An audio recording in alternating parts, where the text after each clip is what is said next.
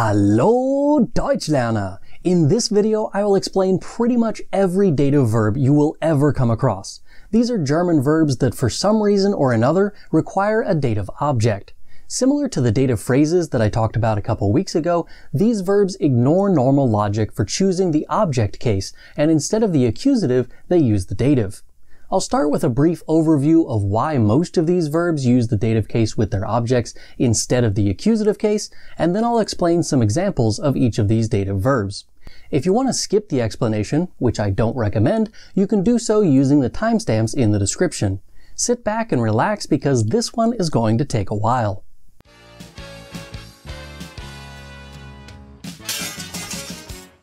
Normally, when a verb has a direct object, that object is used with the accusative case. When the direct object is directed towards another object, that second object is called the indirect object and uses the dative case. Most of the time, the indirect object will be a person. This leads us to the dative verbs. A lot of the time, these verbs sort of imply the direct object. This is done because the verb takes the place of the direct object. It shows that the thing given is the noun version of the verb. For example, this happens with verbs like antworten, to answer. When you answer someone, you are giving them an answer. This makes them the indirect object of the sentence and therefore dative. Gibt mir die Antwort. He gives me the answer. Antwortet mir. He answers me. With the verb helfen, you are giving someone help. Again, the person is then used in the dative case. Ich gebe meinem Vater Hilfe. I am giving my father help. Ich helfe meinem Vater. I am helping my father. Keep in mind that the versions of the sentences I just gave using the verb geben are not considered the standard way to express what we are saying. I'm simply showing you these versions so you see how the direct object was dissolved into the verb. It's grammatically correct to use either version, but the versions using the verb helfen or antworten are definitely more popular. This logic helps to explain some of the most annoying dative verbs for English speakers, such as gefallen, to like. Take a look at this example. Diese Schuhe gefallen mir. I like these shoes. The number one complaint about this verb is that the subject and the object are opposites between the two languages. If you use the thought process that I've outlined so far, however, you can see that the dative verb gefallen actually means that the subject gives the indirect object pleasure. Diese Schuhe geben mir Freude. These shoes give me joy. Diese Schuhe gefallen mir. These shoes are pleasing to me. I like these shoes. While this kind of logic works for quite a few dative verbs, you will have a problem stretching this kind of logic to work with other dative verbs. Ähneln, to resemble, for example, doesn't follow this logic. You can't give someone resemblance, and even if you could, it would be used in the opposite direction of what the German verb means. You might be better off rewording things to say, he casts a resemblance to someone. This logic makes sense for verbs like ähneln. Ähneln, to resemble. Herr Antrim ähnelt seinem Vater sehr. Mr. Antrim really resembles his father. There are a few other odd ones that don't really fit any logical category that I've explained so far.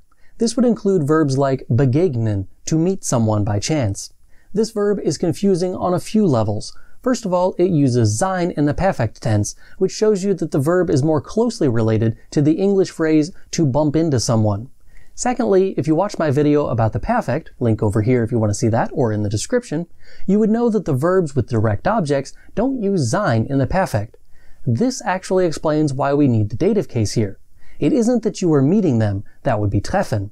You are going somewhere, and you happen upon them. You meet to them, therefore dative. Begegnen, to meet someone by chance. Der Dieb ist dem Polizist schon einmal begegnet. The thief met the police officer before. Now that we have the general idea out of the way, we can get to some examples. This video does not include all of the dative verbs in the entire German language, but it does include a very large number of them. Some would say the largest number of them. It's huge, tremendous, bigly number of verbs you've never seen before. So big. Believe me, it's true. Antworten, to answer. Seine Frau antwortet ihm nicht. His wife doesn't answer him. Auffallen, to stand out, to make an impression. Der Hundedreck auf seinem Fuß ist ihm nicht aufgefallen. He didn't notice the dog poo on his shoe. Ausweichen, to evade. Der Präsident ist allen Fragen ausgewichen. The president evaded all of the questions. Befehlen, to order or command. Der Lehrer befiehlt dem Schüler, seine Aufgabe zu machen. The teacher commands the student to do his work. Beistehen, to stand by or support. Seine Mutter steht ihm in schwierigen Zeiten bei. His mother stands by him in difficult times. Danken, to thank. Der Kunde dankt dem Kellner. The customer thanks the waiter. Dienen, to serve. Dieser Brief dient Ihnen als letzte Warnung. This letter serves as your last warning. Drohen, to threaten. Der Räuber droht dem Bankkassierer mit einem Messer. The robber threatens the bank teller with a knife. Einfallen, to come to mind, to think of something. Mir fällt gerade ein, dass wir einkaufen müssen. It just came to me that we have to go shopping. Entgegnen, to reply, retort or counter. Ich möchte Ihnen entgegnen, dass Sie eigentlich nicht recht haben. I would like to counter you that you aren't actually correct. Erlauben, to allow or permit. Wir erlauben unseren Kindern, die ganze Nacht aufzubleiben. We allow our children to stay up the entire night. Erscheinen, to appear. Deine Mutter erscheint mir ganz nett. Your mother appears to be very nice to me. Fehlen, to be missing. Mir fehlen die Worte, meine Liebe für meine Frau zu beschreiben. Words fail me to describe my love for my wife. Folgen, to follow. Der Hund folgt der Katze. The dog follows the cat. Gehorchen, to obey. Das Kind gehorcht seinen Eltern. The child obeys his parents. Gehören, to belong to. Dieser Hut gehört mir. This hat belongs to me. Gelingen, to succeed.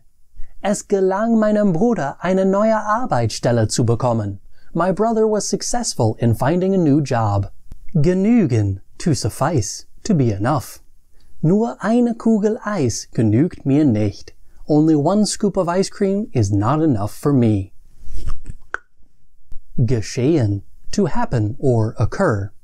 Was ist dem Mann geschehen, nachdem den Kuchen gegessen hat? What happened to the man after he ate the cake? Glauben, to believe. Du musst mir glauben, bitte glaub mir. You have to believe me, please believe me. Gleichen, to closely resemble. Seine neue Freundin gleicht seiner alten. His new girlfriend closely resembles his old one. Glücken, to succeed, to work out. Der Plan ist ihm geglückt. The plan succeeded for him. Gratulieren, to congratulate. Ihre Mutter gratuliert ihr zum Geburtstag. Her mother congratulates her for her birthday. Helfen, to help. Wie kann ich Ihnen helfen? How can I help you? Lauschen, to eavesdrop or listen in. Das Kind lauscht seinen Eltern, während sie streiten. The child eavesdrops on his parents as they argue or fight. Munden, to taste good. Ich hoffe, dass diese Suppe Ihnen mundet. I hope that this soup tastes good to you. Passen, to fit. Mein neuer Hut passt mir nicht. My new hat doesn't fit me. Passieren, to happen. Was ist denn dir passiert? What happened to you? Raten, to advise. Der Lehrer hat seinen Schülern dazu geraten, ihre Arbeit fristgerecht zu erledigen. The teacher advised his students to do their work on time. Schaden, to damage, to do harm. Fleißige Arbeit schadet niemandem. Hard work doesn't hurt anyone. Schmecken, to taste good. Schmecken, to taste good. Du hast den Fisch nicht gegessen. Schmeckt der dir nicht? You didn't eat the fish. Doesn't it taste good to you? Schmeicheln, to flatter. Dieses Kleid schmeichelt deiner Mutter nicht. This dress does not flatter your mother. Sich nähern, to approach, to draw near to. Der Räuber nähert sich der Bank. The robber approaches the bank. A quick side note here, this one may not seem like a traditional dative verb as it also includes a reflexive pronoun. Some would say that the reflexive pronoun is simply taking the accusative spot while the other object takes the dative case. This logic doesn't quite fit, however. When a reflexive pronoun is used with another object, the object is accusative and the reflexive pronoun is dative. You can't simply switch this because you feel like it. This is not being switched here. The reflexive pronoun and the dative object are working together but separate. When you use neon with a reflexive, it means that the person or thing is moving towards another person or thing on their own accord. The robber in that sentence is moving himself forward. As I mentioned at the beginning of this video, dative verbs often show that the verb is being directed at a person or thing. That is what's going on here. It's the reason that this verb is considered a dative verb even though it's got an accusative object. Trauen, to trust. Dr. House traut seinem Patienten nicht. Dr. House doesn't trust his patient. Vertrauen, to trust, to confide in, to rely on. Ich vertraue ihm nicht. I don't trust him. Weichen, to yield, to make way for. Die Autos weichen dem Rettungswagen. The cars make way for the ambulance. Widersprechen, to contradict or gainsay. Dem Chef wird niemandem widersprechen. No one will contradict the boss. Winken, to wave. Herr Antrim winkt euch zum Abschied. Herr Antrim waves goodbye to you. I know you're looking for a way to practice all of these verbs. I have just the thing. Over on my website, germanwithantrim.com, I have a downloadable worksheet and answer key to go with this lesson. You can get that via the link in the description. If you want to learn more about the dative case, you can do that via this link over here or that link over there.